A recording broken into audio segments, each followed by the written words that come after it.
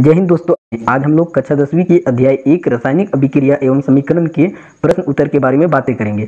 तो page number 6 के प्रश्न उत्तर। तो इसका पहला प्रश्न है हमारा, वायु में जलाने से पहले मैग्नीशियम रिबन को साफ क्यों किया जाता है? तो इसका उत्तर होगा, मैग्नीशियम बहुत ही क्रियाशील धातु है सोडियम और कैल्शियम की तरह। जब यह खुले में रखा जाता है तो इसकी बाहरी सतह वातावरण की ऑक्सीजन से क्रिया करके मैग्नीशियम ऑक्साइड की परत बना लेती है, जिसे रासायनिक समीकरण द्वारा दिखाया गया है। मैग्नीशियम जो है वातावरण के ऑक्सीजन से अभिक्रिया करके मैग्नीशियम ऑक्साइड की परत बना लेती है। मैग्नीशियम ऑक्साइड की यह परत काफ़ी स्थिर होती है और ऑक्सीजन के साथ मैग्नीशियम की पुनः प्रतिक्रिया को रोकती है। इसीलिए इस परत को हटाने के लिए मैग्नीशियम रिबन को रेत पेपर या रेगमाल द्वारा साफ किया जाता है, ताकि जो मैग्नीशियम धातु है का उपयोग प्रतिक्रिया के लिए पुनः किया जा सके और यह वायु के साथ जलकर उपयुक्त मात्रा में ऊष्मा और प्रकाश प्रदान कर सके। प्रश्न 2, निम्नलिखित रासायनिक अभिक्रियाओं के लिए संतुलित समीकरण लिखिए। इसका पहला है, हाइड्रोजन क्लोरीन से अभिक्रिया करके हाइड्रोजन क्लोराइड का निर्माण करता है। तो इसके उत्तर में पहला का उत्तर हम लोग देख रहे हैं, हाइड्रोजन क्लोरीन से अभिक्रिया करके हाइड्रोजन क्लोराइड का निर्माण करता है। हाइड्रोजन का रासायनिक सूत्र H2 होता है, क्लोरीन का Cl2 होता है और हाइड्रोजन क्लोराइड का HCl होता है। अब हम लोग इसको संतुलित करेंगे। तो यहाँ हम लोग देख रहे हैं कि हाइड्रोजन और क्लोरीन दोनों में दो दो परमाणु हैं। हाइड्रोजन के भी दो परमाणु हैं और क्लोरीन के भी दो परमाणु हैं, और यहाँ पर हाइड्रोजन और क्लोरीन के एक एक परमाणु हैं। इसीलिए अब हम यहाँ पर 2 का गुणांक लगाएंगे, जिसके कारण हाइड्रोजन का भी 2 परमाणु हो जाएगा और क्लोरीन का भी 2 परमाणु हो जाएगा। इस 2 के गुणांक लगाने से अब हम लोग देख रहे हैं कि अभिकारक में हाइड्रोजन का 2 परमाणु है और उत्पाद में भी हाइड्रोजन का 2 परमाणु है। क्लोरीन का अभिकारक में 2 परमाणु है और क्लोरीन का उत्पाद में भी 2 परमाणु है। इसलिए अब हम इसे संतुलित रासायनिक समीकरण कह सकते हैं।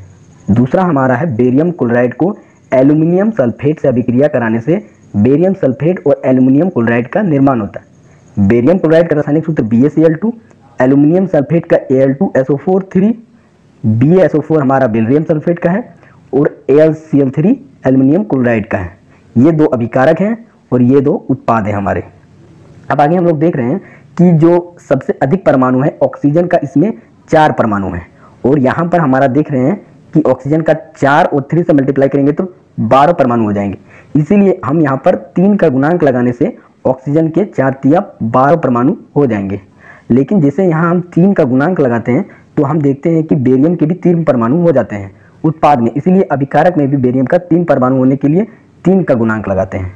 इस 3 के गुणांक लगाने से क्लोरीन के हमारे 3 दूनी 6 परमाणु हो जाते हैं। इसीलिए अब हम उत्पाद में भी क्लोरीन का 2 गुणांक लगाने से यहाँ पर भी 3 दूनी 6 परमाणु हो जाएंगे क्लोरीन के भी। लेकिन जैसे यहाँ 2 का गुणांक लगाएंगे तो एल्यूमिनियम का भी 2 परमाणु हो जाएगा। लेकिन अभिकारक में पहले से ही हमारा एल्यूमिनियम का 2 परमाणु है, इसलिए इससे कोई दिक्कत नहीं होगा। अब हम लोग देख सकते हैं कि दोनों रासायनिक समीकरण मतलब उत्पाद और अभिकारक दोनों तरफ हमारा संतुलित हो गया है। कैसे? तो बेरियम का 3 परमाणु, यहाँ पर भी बेरियम का 3 परमाणु, क्लोरीन का 2 परमाणु, क्लोरीन का 2 तिया 6 परमाणु यहाँ पर, और यहाँ पर क्लोरीन का 2 तिया 6 परमाणु, और Al2 का एल्यूमिनियम का 2 परमाणु, यहाँ पर भी एल्यूमिनियम का 2 परमाणु, और यहाँ पर ऑक्सीजन का 4 तिया 12 परमाणु और यहाँ पर भी 3 का गुणांक लगाने से 12 परमाणु। सल्फर का यहाँ पर 3 परमाणु है और यहाँ उत्पाद में भी सल्फर का 3 परमाणु है, 3 का गुणांक लगाने से। इसीलिए यह रासायनिक समीकरण हमारा संतुलित हो गया है। तीसरा हमारा है, सोडियम का जल से अभिक्रिया कराने से सोडियम हाइड्रोक्साइड और हाइड्रोजन का निर्माण होता है। तो सोडियम का रासायनिक सूत्र Na, जल का H2O, इसको अभिक्रिया कराने से सोडियम हाइड्रोक्साइड और हाइड्रोजन का निर्माण हो रहा है। अब हम लोग देख रहे हैं कि यहाँ पर सबसे अधिक परमाणु हमारा हाइड्रोजन का 2 परमाणु है, यहाँ पर भी 2 है, तो इसमें कोई दिक्कत नहीं है। लेकिन यहाँ पर हमारा जो है हाइड्रोजन के 3 परमाणु है, इधर 2 और इधर 1, यानी हाइड्रोजन के 3 परमाणु है उत्पाद में, और यहाँ पर जो है ऑक्सीजन के 1 परमाणु है, यहाँ पर भी ऑक्सीजन के 1 परमाणु है, सोडियम के 1 परमाणु है और सोडियम के यहाँ पर भी 1 परमाणु। इसीलिए अब यहाँ पर हम लोग 2 का गुणांक लगाएंगे, ताकि हाइड्रोजन के 2 और यहाँ पर पहले से 2 था तो 4 हो जाएंगे, और इसमें 2 का गुणांक लगाने से भी हाइड्रोजन का 4 परमाणु हो जाएगा। और उसके बाद यहाँ जैसे ही 2 का गुणांक लगाएंगे तो ऑक्सीजन का 2 परमाणु हो जाएगा, और यहाँ 2 का गुणांक लगाने से पहले से ही ऑक्सीजन का 2 परमाणु हो गया है। और यहाँ सोडियम का भी 2 परमाणु हो गया है इस 2 के गुणांक से, इसलिए यहाँ पर सोडियम में 2 का गुणांक लगा देंगे। अब हम लोग देख सकते हैं कि सोडियम का भी 2 परमाणु है, यहाँ पर उत्पाद में भी सोडियम का 2 परमाणु है, और हमारा जो है हाइड्रोजन का 2 दूनी 4 परमाणु, यहाँ पर 2 और यहाँ पर 2 का गुणांक लगाने से 2 2, उत्पाद में 4 परमाणु, और ऑक्सीजन का यहाँ पर गुणांक लगा 2 का गुणांक लगाने से 2 परमाणु, और यहाँ पर भी 2 का गुणांक लगाने से ऑक्सीजन का भी 2 परमाणु हो गया है, अतः ये रासायनिक समीकरण संतुलित हो गया है। प्रश्न 3, निम्नलिखित अभिक्रियाओं के लिए उनकी अवस्था के संकेतों के साथ संतुलित रासायनिक समीकरण लिखिए। पहला है हमारा, जल में बेरियम क्लोराइड तथा सोडियम सल्फेट के विलयन अभिक्रिया करके सोडियम क्लोराइड का विलयन तथा बेरियम सल्फेट का अवक्षेप बनाते हैं। तो इसका उत्तर में हम लोग देखेंगे कि जो बेरियम क्लोराइड है BaCl2 जल विलयन है, इसलिए AQ से प्रदर्शित करेंगे। सोडियम सल्फेट Na2SO4 भी हमारा जल विलयन है, इसलिए भी इसको AQ से प्रदर्शित करेंगे। और दोनों अभिक्रिया करके बेरियम सल्फेट BaSO4 सॉलिड अवक्षेप का निर्माण करते हैं। ये हमारा अवक्षेप है जो सॉलिड रूप में है, ठोस अवस्था में ये। और उसके बाद सोडियम क्लोराइड NaCl ये जलीय रूप में है, इसलिए इसे AQ से प्रदर्शित करेंगे। अब इसको हमें संतुलित करना है, तो इसको संतुलित करने के लिए हम देखते हैं कि जो बेरियम क्लोराइड है इसमें Cl2 में 2 है और यहाँ पर Cl में 1 है, इसलिए अब हम लोग इसमें 2 का गुणांक लगाएंगे, जिससे हमारा जो है सोडियम में भी 2 और क्लोरीन में भी 2 आ गया है। तो सोडियम का 2 होने से और यहाँ पर अभिकारक में भी सोडियम का 2 है, तो इससे कोई दिक्कत नहीं है। यानी हम यहाँ 2 का गुणांक लगाने से क्लोरीन का 2 परमाणु और यहाँ पर अभिकारक में भी क्लोरीन का 2 परमाणु, उत्पाद में सोडियम का 2 परमाणु और अभिकारक में भी सोडियम का 2 परमाणु हो गया है। आगे हमारा देखते हैं कि ऑक्सीजन का इसमें 4 परमाणु है, इसमें भी ऑक्सीजन का 4 परमाणु है। सल्फर का अभिकारक में 1 परमाणु है, उत्पाद में भी सल्फर का 1 परमाणु है। और बेरियम का उत्पाद में 1 परमाणु है और अभिकारक में भी बेरियम का 1 परमाणु है। अतः हम लोग देख रहे हैं कि जो हमारा ये रासायनिक समीकरण है ये संतुलित हो गया है। आप चेक कर सकते हैं ये रासायनिक अभिक्रिया जो हुआ है, ये रासायनिक समीकरण में लिखे हैं, ये संतुलित हो गया है। आगे हमारा दूसरा है, सोडियम हाइड्रोक्साइड का जल विलयन हाइड्रोक्लोरिक अम्ल के जल विलयन में अभिक्रिया करके सोडियम क्लोराइड का विलयन तथा जल बनाते हैं। इसे हम लोग संतुलित करेंगे। तो सोडियम हाइड्रोक्साइड का सूत्र NaOH ये जल विलयन है, इसलिए AQ से प्रदर्शित किया है। हाइड्रोक्लोरिक अम्ल से अभिक्रिया करके, तो हाइड्रोक्लोरिक अम्ल का सूत्र HCl ये भी जल विलयन है। अभिक्रिया करके सोडियम क्लोराइड NaCl ये भी जल विलयन है और जल का निर्माण करते हैं। जल भी हमारा लिक्विड फॉर्म में है। अब आगे हम लोग देख रहे हैं कि इसको संतुलित करना है। तो यहाँ हम लोग देख सकते हैं कि जो हमारा सोडियम है, सोडियम का अभिकारक में 1 परमाणु है और उत्पाद में भी 1 परमाणु है। ऑक्सीजन का अभिकारक में 1 परमाणु है और उत्पाद में भी 1 परमाणु है। हाइड्रोजन का अभिकारक में 1 और यहाँ पर 1 यानी 2 परमाणु है और उत्पाद में भी हाइड्रोजन का 2 परमाणु है। क्लोरीन का अभिकारक में 1 परमाणु है और उत्पाद में भी 1 परमाणु है। यानी ये जो रासायनिक अभिक्रिया है ये पहले से हमारा संतुलित है, इसको संतुलित करने का कोई ज़रूरत नहीं है। पेज 11 के प्रश्न उत्तर। पहला प्रश्न है हमारा, किसी पदार्थ X के विलयन का उपयोग सफेदी कराने के लिए होता है। तो पहला है पदार्थ X का नाम और इसका सूत्र लिखना है। दूसरा, ऊपर 1 में लिखे गए X की जल के साथ अभिक्रिया को लिखना है। तो X का पदार्थ का नाम, तो X के विलयन का उपयोग सफेदी कराने के लिए होता है, तो X के पदार्थ का नाम कैल्शियम ऑक्साइड होगा, क्योंकि कैल्शियम ऑक्साइड के जल विलयन का उपयोग हम लोग सफेदी कराने के लिए करते हैं। तो कैल्शियम ऑक्साइड का रासायनिक सूत्र CaO। दूसरा का उत्तर होगा, ऊपर लिखे X के जल के साथ अभिक्रिया को दर्शाना है। तो कैल्शियम ऑक्साइड जो बिना बुझा हुआ चूना है, जल के साथ तीव्रता से अभिक्रिया करके बुझे हुए चूने का निर्माण करता है और अधिक मात्रा में ऊष्मा उत्पन्न करता है। ये जो कैल्शियम ऑक्साइड है, बिना बुझा हुआ चूना, ये जल के साथ अभिक्रिया करके बुझा हुआ चूना का निर्माण करता है और अत्यधिक मात्रा में ऊष्मा उत्पन्न करता है। ये बिना बुझा हुआ चूना है, जल से मिलाने के बाद बुझा हुआ चूना बन गया है। पहले चूना था, पानी से मिलाए तो चूना पानी हो गया। अब इसका उपयोग हम लोग सफेदी कराने के लिए कर सकते हैं। प्रश्न 2, क्रियाकलाप 1.7 में एक प्रणाली में एकत्रित गैस की मात्रा दूसरी से दोगुनी क्यों है, उस गैस का नाम बताएं। तो सबसे पहले हम लोग क्रियाकलाप 1.7 को देख लेते हैं। यह है हमारा क्रियाकलाप 1.7। इसमें एक प्लास्टिक का मॉग है जिसमें 2 प्रणाली है, जिसमें ग्रेफाइट का रॉड है और इसमें एनोड और कैथोड के साथ 6 वोल्ट की बैटरी को जोड़ दिया गया है। स्विच को लगाया है ताकि ऑन ऑफ किया जा सके। अब जैसे ही विद्युत धारा प्रवाहित करेंगे, इसमें जल का वैद्युत अपघटन होगा, ऑक्सीजन और हाइड्रोजन का निर्माण होगा। इस अभिक्रिया में, इस अभिक्रिया को हम लोग इस रासायनिक समीकरण द्वारा प्रदर्शित कर सकते हैं, जिसमें जल H2O है।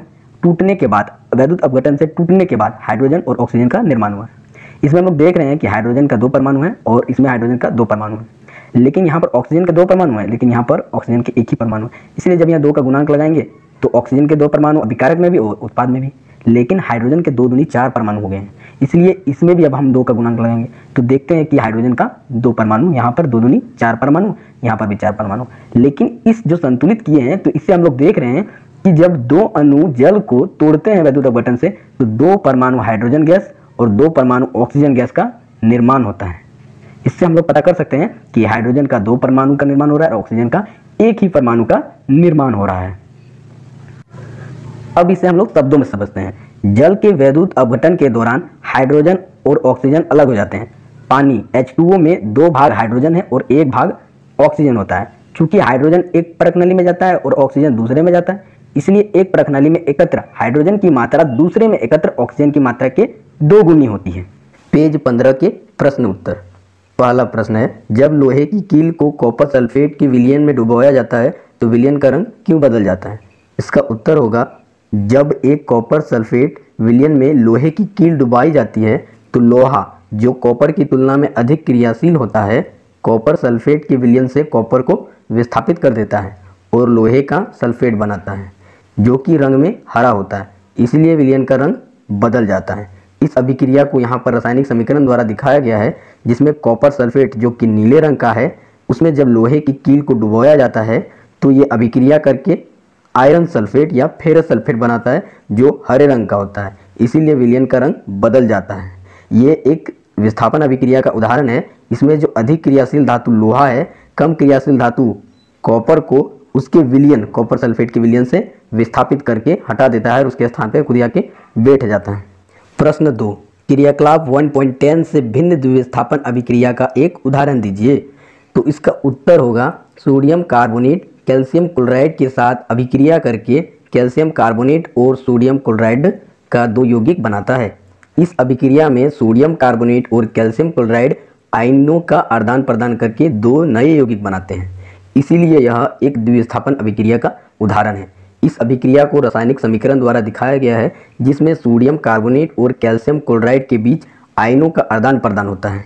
यहाँ पर जो सोडियम है वो कैल्शियम क्लोराइड के क्लोराइड आयन से मिल जाता है और जो कैल्शियम है वो सोडियम कार्बोनेट के कार्बोनेट आयन से मिल जाता है और 2 यौगिक कैल्शियम कार्बोनेट और सोडियम क्लोराइड का निर्माण करता है। प्रश्न 3, निम्न अभिक्रियाओं में उपचयित तथा अपचयित पदार्थों की पहचान कीजिए। पहला रासायनिक अभिक्रिया का उदाहरण है, सोडियम ऑक्सीजन से अभिक्रिया करके सोडियम ऑक्साइड का निर्माण करता है। दूसरा है, कॉपर ऑक्साइड हाइड्रोजन से अभिक्रिया करके कॉपर और जल का निर्माण करता है। तो पहला उदाहरण में हम लोग देख रहे हैं कि सोडियम का उपचयन हो रहा है क्योंकि इसे ऑक्सीजन प्राप्ति हो रही है। सोडियम को ऑक्सीजन की प्राप्ति हो रही है, इसलिए इसमें उपचयन हो रहा है और ऑक्सीजन अपचयित होती है।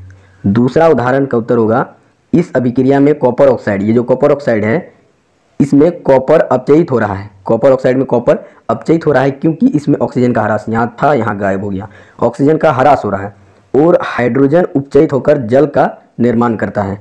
और हाइड्रोजन क्या हो रहा है, उपचयित हो रहा है क्योंकि यहाँ पर ऑक्सीजन नहीं था, यहाँ पर आ गया, यानी ऑक्सीजन इसमें ऐड हो रहा है, इसलिए हाइड्रोजन उपचयित होकर जल बनाता है। अभ्यास के प्रश्न उत्तर। पहला प्रश्न, नीचे दी गई अभिक्रिया के संबंध में कौन सा कथन असत्य है? तो अभिक्रिया हमारा है, लेड ऑक्साइड कार्बन से अभिक्रिया करके लेड और कार्बन डाइऑक्साइड का निर्माण करता है।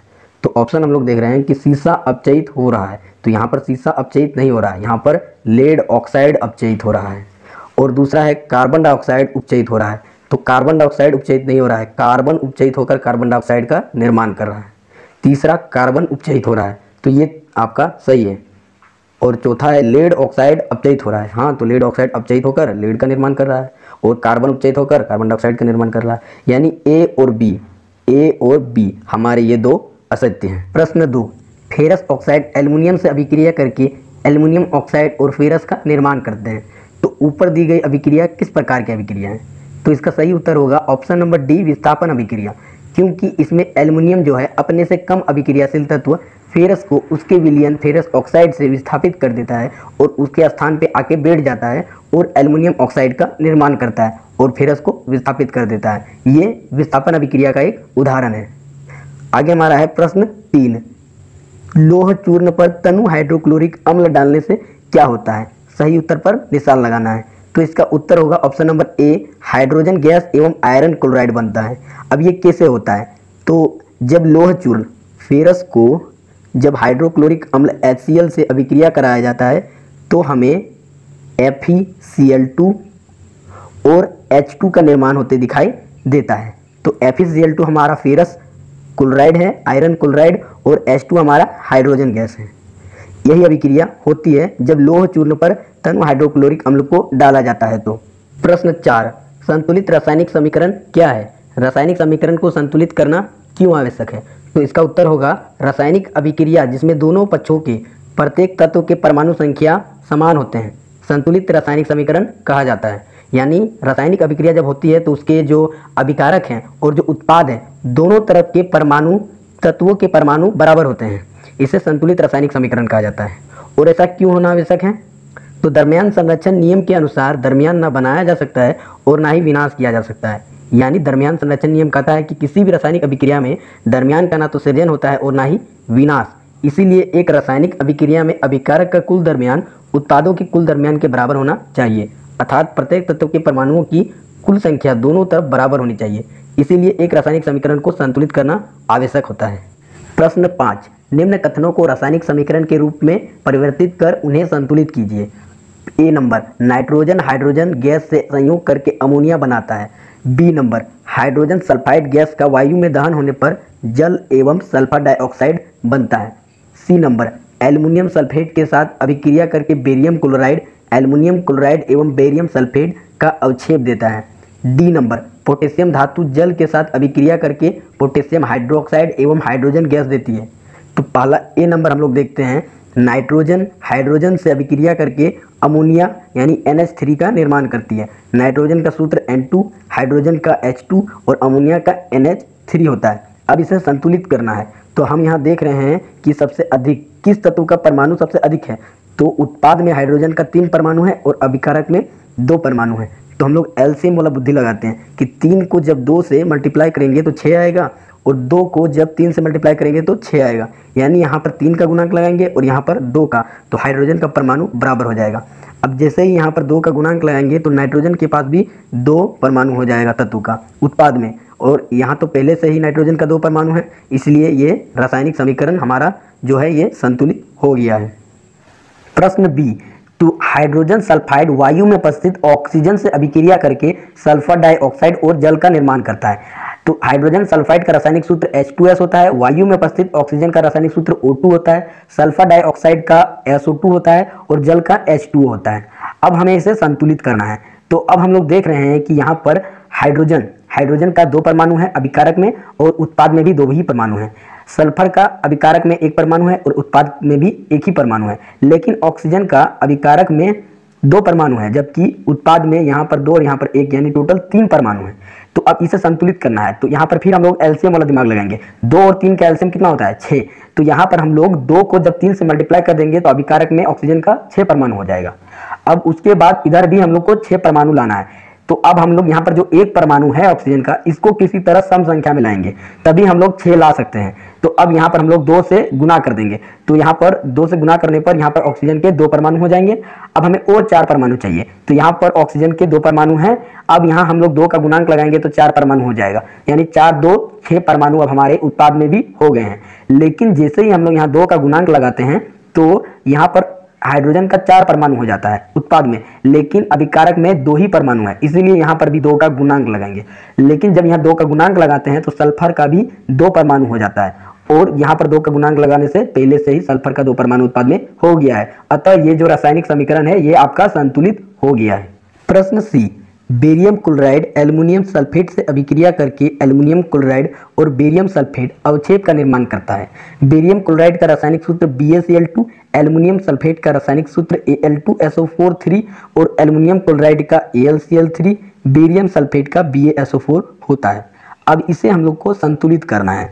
तो यहाँ हम लोग देखेंगे कि ऑक्सीजन सबसे अधिक परमाणु ऑक्सीजन का है, अभिकारक में 4 या 12 परमाणु और उत्पाद में ऑक्सीजन के 4 परमाणु हैं। तो इसे हम लोग को बराबर करना है अभिकारक और उत्पाद में। तो ऑक्सीजन के उत्पाद में 4 परमाणु हैं तो 3 का गुणांक लगाकर 12 परमाणु कर देंगे। जैसे यहाँ पर 3 का गुणांक लगाएंगे तो उत्पाद में ऑक्सीजन के 12 परमाणु हो जाएंगे। लेकिन 3 का गुणांक लगाने पर यहाँ पर बेरियम का भी 3 परमाणु हो जाएगा, इसीलिए अभिकारक में भी 3 का गुणांक लगाएंगे बेरियम वाले स्थान पे।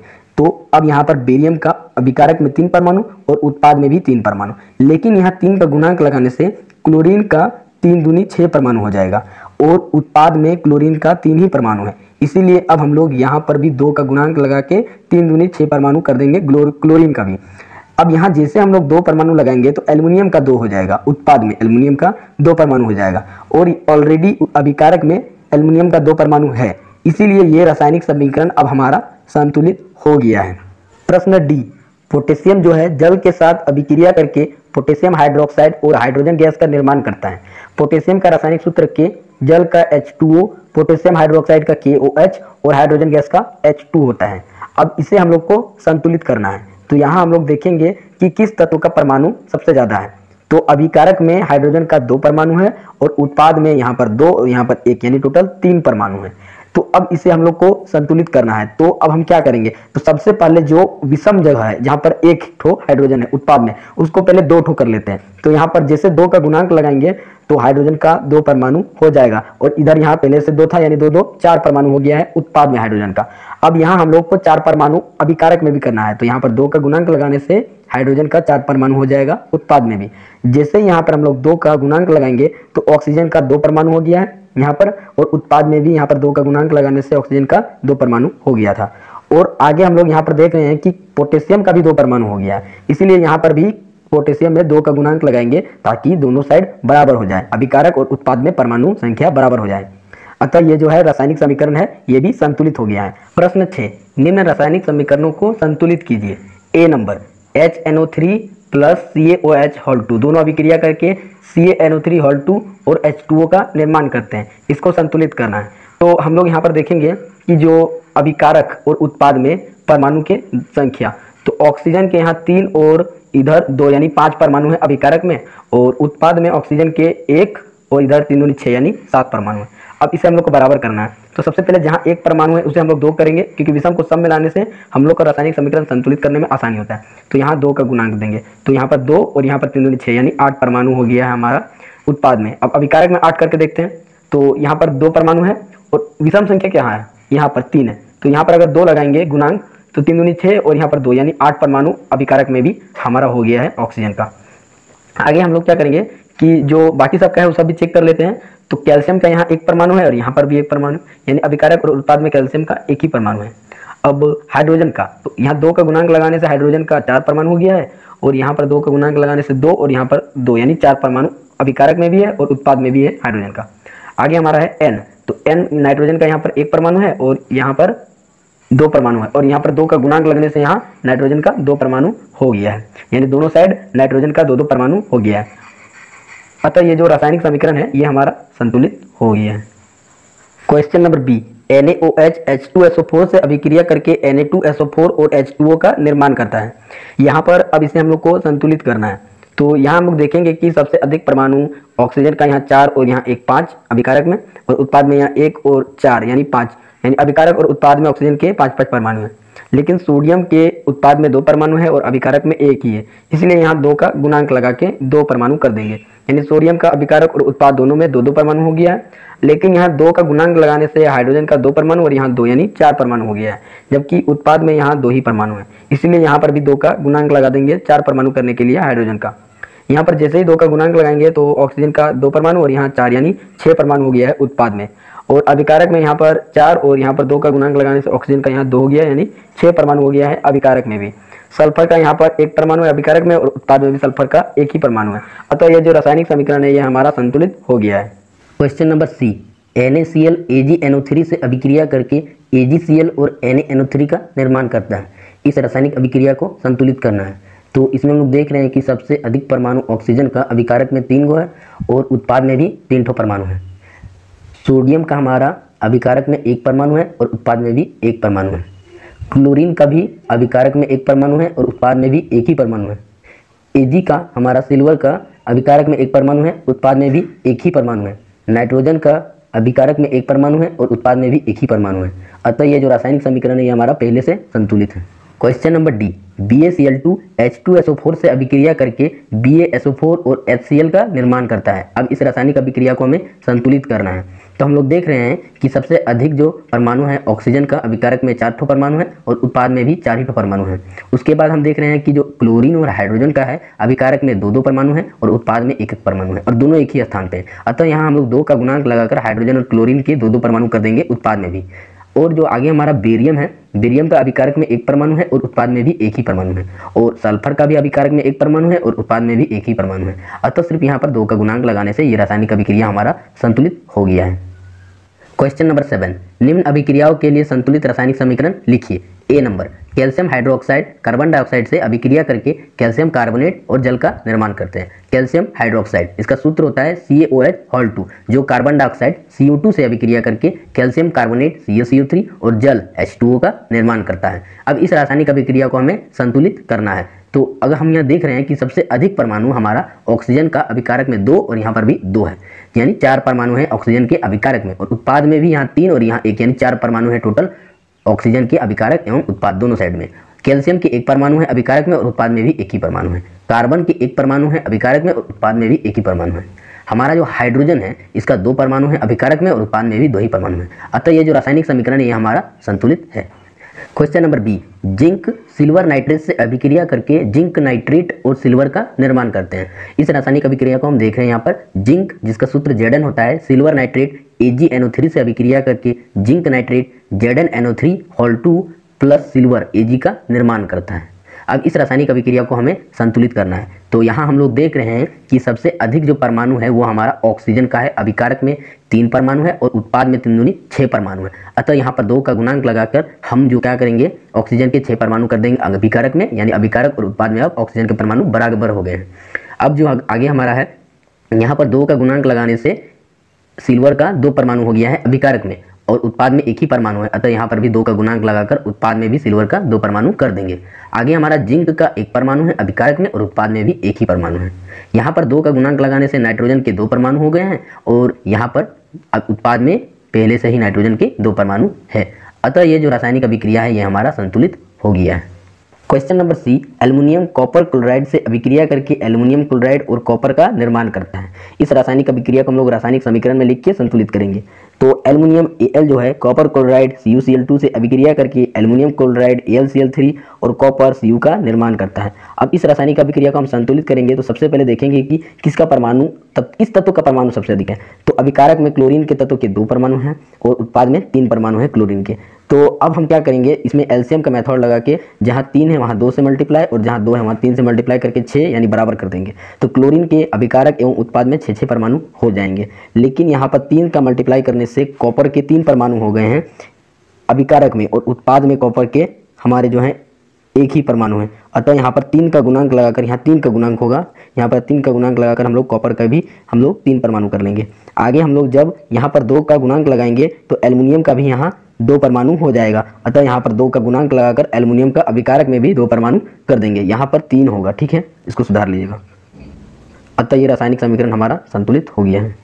Question number D, barium chloride potassium sulphate से अभिक्रिया करके बेरियम सल्फेट और पोटेशियम क्लोराइड का निर्माण करता है। बेरियम क्लोराइड का रासायनिक सूत्र BaCl2 पोटेशियम सल्फेट K2SO4 से अभिक्रिया करके बेरियम सल्फेट BaSO4 और पोटेशियम क्लोराइड KCl का निर्माण करता है। अब आगे इस रासायनिक अभिक्रिया को संतुलित करने के लिए हम लोग देख रहे हैं कि सबसे अधिक जो परमाणु है ऑक्सीजन का अभिकारक में 4 परमाणु है और उत्पाद में भी ऑक्सीजन का 4 परमाणु है। आगे हमारा क्लोरीन का अभिकारक में जो है 2 परमाणु है और उत्पाद में 1 परमाणु है। अतः यहाँ पर 2 का गुणांक लगाकर हम लोग क्लोरीन के अभिकारक एवं उत्पाद में 2 परमाणु कर देंगे। आगे यहाँ 2 का गुणांक लगाने से हम लोग देख रहे हैं कि पोटेशियम के यहाँ 2 परमाणु उत्पाद में हो गए हैं और अभिकारक में पहले से ही पोटेशियम के 2 परमाणु है। अतः इसमें कोई दिक्कत नहीं है। आगे हमारा सल्फर का अभिकारक में 1 परमाणु है और उत्पाद में भी 1 ही परमाणु है। आगे हमारा बेरियम का अभिकारक में 1 परमाणु है और उत्पाद में भी 1 ही परमाणु है। अतः ये जो है ये रासायनिक अभिक्रिया हमारा संतुलित हो गया है। आगे हम आपको बता देना चाहते हैं कि कोई भी रासायनिक अभिक्रिया हो उसे संतुलित होना जरूरी है, क्योंकि दरमियान संरक्षण नियम कहता ही है कि अभिकारक एवं उत्पाद में किसी भी तत्व के परमाणुओं की संख्या समान होती है दरमियान संरक्षण नियम के अनुसार। अतः हमें सिर्फ संतुलित करने का तरीका पता होना चाहिए। हम लोग सबसे अधिक परमाणु वाले तत्व को पहले संतुलित करते जाएंगे, उसके बाद हम लोग देखेंगे कि अंतिम में हमारा जो है रासायनिक अभिक्रिया संतुलित हो जाएगा। क्वेश्चन नंबर 8, निम्न अभिक्रियाओं के लिए संतुलित रासायनिक समीकरण लिखिए एवं प्रत्येक अभिक्रिया का प्रकार बताइए। A number, potassium bromide barium iodide से अभिक्रिया करके पोटेशियम आयोडाइड और बेरियम ब्रोमाइड का निर्माण करते हैं। इस रासायनिक अभिक्रिया को संतुलित करेंगे तो यह एक द्विविस्थापन अभिक्रिया है। इसका रासायनिक समीकरण में हम लोग इसको लिखेंगे तो पोटेशियम ब्रोमाइड का KBr होता है रासायनिक सूत्र, जो बेरियम आयोडाइड BaI2 से अभिक्रिया करके पोटेशियम आयोडाइड Ki और बेरियम ब्रोमाइड BaBr2 का निर्माण करते हैं। इस रासायनिक अभिक्रिया में हम लोग देख रहे हैं कि सबसे अधिक परमाणु अभिकारक में आयोडाइड का 2 है, आयोडीन का 2 परमाणु है अभिकारक में और उत्पाद में 1 ही परमाणु है। अतः यहाँ पर 2 का गुणांक लगाकर आयोडीन के 2 परमाणु कर देंगे अभिकारक एवं उत्पाद में। आगे यहाँ पर 2 का गुणांक लगाने से पोटेशियम के 2 परमाणु हो गए हैं उत्पाद में। अब हम लोग अभिकारक में भी यहाँ पर 2 का गुणांक लगाकर पोटेशियम के 2 परमाणु कर देंगे, लेकिन जैसे ही यहाँ पर 2 का गुणांक लगाएंगे तो ब्रोमीन के 2 परमाणु हो जाएंगे अभिकारक में, और यहाँ उत्पाद में पहले से ही ब्रोमीन के 2 परमाणु है, अतः इसमें कोई दिक्कत नहीं है। आगे हमारा बेरियम का 1 परमाणु है अभिकारक में और उत्पाद में भी 1 ही परमाणु है, अतः ये जो रासायनिक अभिक्रिया है ये हमारा संतुलित हो गया है और यह एक द्विविस्थापन अभिक्रिया है। Question number B, zinc carbonate 2 अभिकर्मक जिंक ऑक्साइड और कार्बन डाइऑक्साइड में टूट जाते हैं, इस रासायनिक अभिक्रिया को हमें संतुलित करना है। तो यह एक वियोजन अभिक्रिया है, क्योंकि यहाँ पर जिंक कार्बोनेट एकल अभिकर्मक टूटकर 2 उत्पाद का निर्माण कर रहे हैं। जिंक कार्बोनेट का रासायनिक सूत्र ZnCO3 होता है, जो जिंक ऑक्साइड ZnO और कार्बन डाइऑक्साइड CO2 में विघटित हो जाते हैं। अब इस रासायनिक अभिक्रिया को संतुलित करना है तो हम लोग देखेंगे कि सबसे अधिक परमाणु ऑक्सीजन का अभिकारक में 3 परमाणु है और उत्पाद में भी यहाँ 1 और यहाँ 2 यानी 3 परमाणु है। जिंक का अभिकारक में 1 परमाणु है और उत्पाद में भी 1 ही परमाणु है। कार्बन का अभिकारक में 1 परमाणु है और उत्पाद में भी 1 ही परमाणु है, अतः ये रासायनिक अभिक्रिया हमारा संतुलित है। Question number C, hydrogen chlorine से अभिक्रिया करके हाइड्रोजन क्लोराइड का निर्माण करते हैं, इसे संतुलित करना है और किस प्रकार का रासायनिक अभिक्रिया है इसे बताना है। तो यह एक संयोजन अभिक्रिया है, क्योंकि इसमें 2 अभिकर्मक संयोग या फिर जुड़कर एकल उत्पाद का निर्माण करते हैं। अब इसे संतुलित करना है तो हाइड्रोजन का रासायनिक सूत्र H2 और क्लोरीन का Cl2 होता है, जो अभिक्रिया करके हाइड्रोजन क्लोराइड HCl का निर्माण करते हैं। अब हम लोग देख रहे हैं कि हाइड्रोजन और क्लोरीन के अभिकारक में 2 परमाणु है और उत्पाद में 1 परमाणु है, अतः यहाँ पर 2 का गुणांक लगाकर हम लोग हाइड्रोजन और क्लोरीन के उत्पाद में भी 2 परमाणु कर देंगे, अतः ये जो रासायनिक अभिक्रिया हमारा संतुलित हो जाएगा। Question number D, magnesium hydrochloric अम्ल से अभिक्रिया करके मैग्नीशियम क्लोराइड और हाइड्रोजन का निर्माण करता है। तो यह एक विस्थापन अभिक्रिया है, क्योंकि इसमें जो अधिक अभिक्रियाशील तत्व मैग्नीशियम है, हाइड्रोजन को उसके विलयन हाइड्रोजन क्लोराइड से विस्थापित करके उसके स्थान पर आकर बैठ जाता है, अतः यह एक विस्थापन अभिक्रिया है। अब इस अभिक्रिया को हमें संतुलित करना है, तो इसमें हम लोग देख रहे हैं कि सबसे अधिक परमाणु जो है क्लोरीन और हाइड्रोजन का है, जो 2 परमाणु है क्लोरीन और हाइड्रोजन के उत्पाद में, जबकि अभिकारक में हाइड्रोजन और क्लोरीन के 1 परमाणु है, अतः यहाँ पर हम लोग 2 का गुणांक लगाने से हाइड्रोजन और क्लोरीन के 2 परमाणु हो जाएंगे अभिकारक में भी और उत्पाद में भी, और मैग्नीशियम का 1 परमाणु है अभिकारक में और उत्पाद में भी 1 ही परमाणु है, अतः ये जो रासायनिक अभिक्रिया ये हमारा संतुलित हो गया है। क्वेश्चन नंबर 9, ऊष्माक्षेपी एवं ऊष्माशोषी अभिक्रिया का क्या अर्थ है, उदाहरण दीजिए। तो इसका उत्तर होगा ऊष्माक्षेपी अभिक्रिया। जिन अभिक्रियाओं में उत्पाद के निर्माण के साथ साथ ऊष्मा का भी उत्सर्जन होता है, उन्हें ऊष्माक्षेपी अभिक्रियाएं कहा जाता है, जिसे प्राकृतिक गैस का दहन। ये एक ऊष्माक्षेपी अभिक्रिया का उदाहरण है, जिसमें मीथेन को वायुमंडलीय ऑक्सीजन की उपस्थिति में जब जलता है तो कार्बन डाइऑक्साइड, जल और ऊष्मा का निर्माण हो रहा है। इस ऊष्मा के निर्माण के कारण इसे ऊष्माक्षेपी अभिक्रिया कहा जाता है। आगे हमारा है ऊष्माशोषी अभिक्रिया। तो जिन अभिक्रियाओं में अभिकारकों को तोड़ने के लिए ऊष्मा, प्रकाश या विद्युत ऊर्जा की आवश्यकता होती है, उन्हें ऊष्माशोषी अभिक्रियाएं कहते हैं। इसमें एक उदाहरण दिया गया है, जिसमें सिल्वर क्लोराइड को प्रकाश की उपस्थिति में सिल्वर तथा क्लोरीन में बदला जाता है। जब सिल्वर क्लोराइड को सूर्य के प्रकाश की उपस्थिति में थोड़ा विघटित किया जाता है तो ये सिल्वर और क्लोरीन में विघटित हो जाते हैं। ये ऊष्माशोषी अभिक्रिया का एक उदाहरण है और ये एक ऊष्माक्षेपी अभिक्रिया का उदाहरण है। क्वेश्चन नंबर 10, श्वसन को ऊष्माक्षेपी अभिक्रिया क्यों कहते हैं, वर्णन करना है। तो इसका उत्तर होगा, सभी जीवों की कोशिकाओं में ग्लूकोज ऑक्सीजन के साथ क्रिया करके हमें ऊर्जा प्रदान करता है। ग्लूकोज जो है ऑक्सीजन के साथ अभिक्रिया करता है और हमें ऊर्जा प्रदान करता है। इस विशेष दहन अभिक्रिया, क्योंकि ऊर्जा का निर्माण हो रहा है, का नाम श्वसन है। क्योंकि इस अभिक्रिया में ऊर्जा निकलती है, अतः अभिक्रिया को ऊष्माक्षेपी अभिक्रिया कहते हैं। इस अभिक्रिया का जो हमारा जो है रासायनिक समीकरण यहाँ पर दिया गया है, जिसमें ग्लूकोज का रासायनिक सूत्र C6H12O6 होता है, जो ऑक्सीजन के साथ अभिक्रिया करके कार्बन डाइऑक्साइड, जल और हमें ऊर्जा प्रदान करता है, तो ऊर्जा का निर्माण होता है, अतः इस अभिक्रिया को ऊष्माक्षेपी अभिक्रिया कहते हैं। क्वेश्चन नंबर 11, वियोजन अभिक्रिया को संयोजन अभिक्रिया के विपरीत क्यों कहा जाता है। इन अभिक्रियाओं के लिए समीकरण लिखिए। तो इसका उत्तर होगा, वियोजन अभिक्रिया वह है जिसमें एकल अभिकर्मक टूटकर 2 या 2 से अधिक उत्पाद बनाते हैं, जबकि संयोजन अभिक्रिया इसके बिल्कुल विपरीत होता है, जिसमें 2 या 2 से अधिक अभिकारक मिलकर एकल उत्पाद बनाते हैं। वियोजन अभिक्रिया में एकल अभिकर्मक टूटकर 1 या 2 या 2 से अधिक उत्पाद बनाते हैं, जबकि संयोजन अभिक्रिया में 2 या 2 से अधिक उत्पाद मिलकर एकल उत्पाद बनाते हैं, इसलिए दोनों एक दूसरे के विपरीत हैं। वियोजन अभिक्रिया का यहाँ पर उदाहरण दिया गया है, AgCl सिल्वर क्लोराइड सूर्य की प्रकाश की उपस्थिति में वियोजित होकर सिल्वर और क्लोरीन का निर्माण करते हैं। इसमें जो है एकल अभिकर्मक किसी ऊर्जा की उपस्थिति में टूटकर 2 उत्पाद का निर्माण करते हैं, 2 या 2 से अधिक उत्पाद। संयोजन अभिक्रिया का उदाहरण है C, कार्बन ऑक्सीजन से अभिक्रिया करके एकल उत्पाद कार्बन डाइऑक्साइड का निर्माण करते हैं और इसमें ऊर्जा का भी निर्माण होता है। इसमें 2 या 2 से अधिक अभिकर्मक संयोग करके एकल उत्पाद का निर्माण करते हैं। क्वेश्चन नंबर 12, उन वियोजन अभिक्रियाओं के एक एक समीकरण लिखिए जिनमें ऊष्मा, प्रकाश या विद्युत के रूप में ऊर्जा प्रदान की जाती है। अर्थात ऊष्मा, प्रकाश और विद्युत के द्वारा वियोजन अभिक्रिया किया जाता है। तो ऊष्मा द्वारा वियोजन अभिक्रिया का उदाहरण है CaCO3 को जब ऊष्मा के द्वारा वियोजित किया जाता है तो CaO कैल्शियम ऑक्साइड और कार्बन डाइऑक्साइड का निर्माण होता है। ये कैल्शियम कार्बोनेट ऊष्मा के साथ जब वियोजित किया जाता है तो कैल्शियम ऑक्साइड और कार्बन डाइऑक्साइड का निर्माण होता है। प्रकाश द्वारा वियोजन अभिक्रिया, जब सिल्वर क्लोराइड को सूर्य के प्रकाश के साथ वियोजित किया जाता है तो सिल्वर और क्लोरीन का निर्माण होता है। विद्युत द्वारा वियोजन अभिक्रिया, जल को जब विद्युत धारा द्वारा प्रवाहित करके हम लोग वियोजन करते हैं तो हाइड्रोजन और ऑक्सीजन का निर्माण होता है। जल को वियोजन करके हाइड्रोजन और ऑक्सीजन का निर्माण होता है। ये सभी वियोजन अभिक्रिया के उदाहरण हैं जो ऊष्मा, प्रकाश और विद्युत द्वारा विद्युत धारा के प्रवाह द्वारा वियोजन अभिक्रिया किया जाता है। क्वेश्चन नंबर 13, विस्थापन एवं द्विविस्थापन अभिक्रियाओं में क्या अंतर है? इन अभिक्रियाओं के लिए समीकरण लिखिए। तो इसको दो पार्ट में हम लोग डिवाइड कर देते हैं। विस्थापन अभिक्रिया, इन अभिक्रिया में अधिक अभिक्रियाशील तत्व कम क्रियाशील तत्व को उसके यौगिक से विस्थापित कर देता है। जैसे यहाँ A अधिक क्रियाशील तत्व है, A अधिक क्रियाशील तत्व है जो B को उसके यौगिक से विस्थापित कर दे रहा है और A उसके स्थान पर आकर बैठ जा रहा है। अब इसका एक उदाहरण ले लेते हैं। जिंक अधिक क्रियाशील तत्व है जो सिल्वर नाइट्रेट में सिल्वर को उसके यौगिक से विस्थापित कर कर उसके स्थान पर आकर बैठ जा रहा है। ये विस्थापन अभिक्रिया का उदाहरण है। आगे हमारा द्विविस्थापन अभिक्रिया, इन अभिक्रियाओं में उत्पाद का निर्माण दो यौगिकों के बीच आयनों के आदान प्रदान से होता है। यानी कि यहाँ पर दो यौगिक हैं हमारे जिनके बीच आयनों का आदान प्रदान होता है। इसका एक उदाहरण यहाँ पर दर्शाया गया है जिसमें पोटेशियम ब्रोमाइड बेरियम आयोडाइड से अभिक्रिया करके पोटेशियम आयोडाइड और बेरियम ब्रोमाइड का निर्माण करता है। ये हमारा विस्थापन और द्विविस्थापन अभिक्रिया के बीच का अंतर है। इसे दो पार्ट में डिवाइड करके हम लोग इसे परिभाषित किए हैं और इन अभिक्रियाओं के लिए समीकरण, दो उदाहरण हमारे यहाँ पर दिया गया है। क्वेश्चन नंबर 14, सिल्वर के शोधन में सिल्वर नाइट्रेट के विलयन से सिल्वर प्राप्त करने के लिए कॉपर धातु द्वारा विस्थापन किया जाता है। इस प्रक्रिया के लिए अभिक्रिया लिखिए। तो इसका उत्तर है कि कॉपर और सिल्वर नाइट्रेट ये दोनों के बीच अभिक्रिया होता है जिसमें कॉपर जो है अधिक अभिक्रियाशील तत्व है जो सिल्वर को उसके विलयन से विस्थापित कर देता है और उसके स्थान पर आकर बैठ जाता है। यह एक विस्थापन अभिक्रिया का उदाहरण भी है और इसका रासायनिक समीकरण यहाँ दर्शाया गया है। आगे हमारा है क्वेश्चन नंबर 15, अवक्षेपण अभिक्रिया से आप क्या समझते हैं? उदाहरण देकर समझाइए। तो जिस अभिक्रिया में अविलेय अवक्षेप जो पानी में नहीं घुलता है उसका निर्माण होता है उसे अवक्षेपण अभिक्रिया कहा जाता है। जैसे निम्न अभिक्रिया में बेरियम सल्फेट BaSO4 सफेद अविलेय अवक्षेप का निर्माण हुआ है जो पानी में नहीं घुलता है, इसलिए यह एक अवक्षेपण अभिक्रिया है।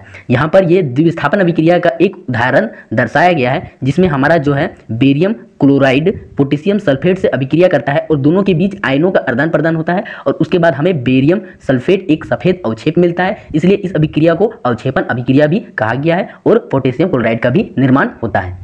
क्वेश्चन नंबर 16, ऑक्सीजन के योग या ह्रास के आधार पर निम्न पदों की व्याख्या कीजिए। प्रत्येक के लिए दो उदाहरण दीजिए। A उपचयन, B अपचयन। इसका उत्तर होगा A नंबर उपचयन में इसमें ऑक्सीजन की वृद्धि होती है। तो उपचयन कब होता है? जब किसी रासायनिक अभिक्रिया में किसी तत्व में ऑक्सीजन की वृद्धि होती है तब कहा जाता है कि उस तत्व का उपचयन हुआ है। यहाँ पर दो उदाहरण है और दो तत्व हैं, एक कार्बन है एक कॉपर है। दोनों ऑक्सीजन से अभिक्रिया करते हैं, एक कार्बन डाइऑक्साइड एक कॉपर ऑक्साइड बनाते हैं और दोनों में ऑक्सीजन की वृद्धि हो रही है। अतः यहाँ हम कह सकते हैं कि कार्बन तथा कॉपर का उपचयन हुआ है। B नंबर है अपचयन, इसमें ऑक्सीजन का ह्रास होता है। तो जब किसी रासायनिक अभिक्रिया में क्या होता है कि ऑक्सीजन का ह्रास होता है तो कहते हैं कि अपचयन हुआ है। तो यहाँ पर एक कार्बन डाइऑक्साइड एक कॉपर ऑक्साइड है जो हाइड्रोजन से अभिक्रिया करते हैं दोनों ही, और एक कार्बन मोनोऑक्साइड एक कॉपर, और दोनों ही जल का निर्माण करते हैं। तो इसमें क्या हो रहा है कि यहाँ पर कार्बन मोनोऑक्साइड का निर्माण तो हो रहा है, यहाँ ऑक्सीजन है लेकिन इसमें पहले यहाँ दो था और अब एक है। यहाँ पर ऑक्सीजन का ह्रास हो रहा है पहले वाले रासायनिक अभिक्रिया में और दूसरे में तो पूरे ह्रास हो रहा है। अतः यहाँ कार्बन डाइऑक्साइड और कॉपर ऑक्साइड का अपचयन हुआ है। क्वेश्चन नंबर 17, एक भूरे रंग का चमकदार तत्व X को वायु की उपस्थिति में गर्म करने पर वह काले रंग का हो जाता है। इस तत्व X एवं उस काले रंग के यौगिक का नाम बताना है। तो जो तत्व है वो हमारा कॉपर है, X तत्व है वो हमारा कॉपर है और उस काले रंग के यौगिक का नाम हमारा कॉपर ऑक्साइड है। अब इस अभिक्रिया को हम लोग देख रहे हैं। तो यहाँ पर जब कॉपर जो भूरे रंग का चमकदार तत्व है वो जब गर्म करते हैं तो वायु में उपस्थित ऑक्सीजन से अभिक्रिया करके कॉपर ऑक्साइड का निर्माण करता है और कॉपर ऑक्साइड काले रंग के तत्व बन जाता है। क्वेश्चन नंबर 18, लोहे की वस्तुओं को हम लोग पेंट क्यों करते हैं? तो इसका उत्तर होगा संक्षारण से बचाने के लिए लोहे की वस्तुओं को हम लोग पेंट करते हैं। संक्षारण कब होता है? जब लोहे की वस्तु अम्ल, नमी, जल आदि के संपर्क में आती है तो वो संक्षारित होती है, तब संक्षारण कहा जाता है लोहे का संक्षारण हो रहा है। तो संक्षारण के कारण लोहे की बनी वस्तु का क्षय होता रहता है, उसे इससे बचाने के लिए उस पर पेंट किया जाता है। पेंट के कारण क्या होता है, लोहे और वायु का संपर्क नहीं हो पाता है जिसके कारण लोहा का संक्षारण नहीं होता है और लोहा बहुत समय तक सुरक्षित रहती है। 19 नंबर क्वेश्चन, तेल एवं वसायुक्त खाद्य पदार्थों को नाइट्रोजन से प्रवाहित क्यों किया जाता है? तो नाइट्रोजन से इसलिए प्रवाहित किया जाता है क्योंकि तेल तथा वसायुक्त खाद्य सामग्री वायु में उपस्थित ऑक्सीजन से क्रिया करके विकृत गंधी हो जाते हैं। जब जो तेल और वसायुक्त खाद्य सामग्री ऑक्सीजन से विक्रिया करता है तो उसका उपचयन हो जाता है और विकृत गंधी हो जाता है। इस विकृत गंधी को हटाने के लिए नाइट्रोजन सामान्य ताप पर आसानी से अभिक्रिया नहीं करती है, इसीलिए तेल या वसायुक्त खाद्य सामग्रियों पदार्थों में नाइट्रोजन से प्रवाहित किया जाता है, जो ऑक्सीजन को हटा देता है और विकृत गंधिता से बचाता है तेल या वसायुक्त खाद्य सामग्री को, इसलिए नाइट्रोजन से प्रवाहित किया जाता है। क्वेश्चन नंबर 20, निम्न पदों का वर्णन कीजिए तथा प्रत्येक का एक एक उदाहरण दीजिए। पहला है संक्षारण, दूसरा है विकृत गंधिता। तो ए नंबर संक्षारण। संक्षारण किसे कहा जाता है? तो जब कोई धातु आर्द्रता, अम्ल आदि के संपर्क में आती है जिससे क्रिया करके धातु की ऊपरी परत कमजोर हो जाती है, इस प्रक्रिया को संक्षारण कहते हैं। तो संक्षारण का उदाहरण है जैसे लोहे के ऊपर जंग लगना, चांदी के ऊपर काली परत का आना, तांबे के ऊपर हरी परत का चढ़ना आदि संक्षारण के उदाहरण है। दूसरा है विकृत गंधिता। तो विकृत गंधिता कब होता है? तेल तथा वसायुक्त खाद्य पदार्थ वायु में उपस्थित ऑक्सीजन से अभिक्रिया करके विकृत गंधी हो जाते हैं, यानी उपचयित हो जाता है। तो इस प्रक्रिया को विकृत गंधिता कहते हैं। जैसे चिप्स की थैली में ऑक्सीजन हटाकर उसमें नाइट्रोजन जैसे कम सक्रिय गैस को भरना विकृत गंधिता को रोकने के लिए एक उपाय है। हम लोग क्या करते हैं, ऑक्सीजन हटा के नाइट्रोजन गैस प्रवाहित कर देते हैं, जिससे विकृत गंधिता को हटाया जा सकता है चिप्स की थैली से। अगर ये वीडियो आपको पसंद आए तो लाइक, शेयर एंड सब्सक्राइब करना ना भूलें। मिलते हैं अगले वीडियो में, तब तक के लिए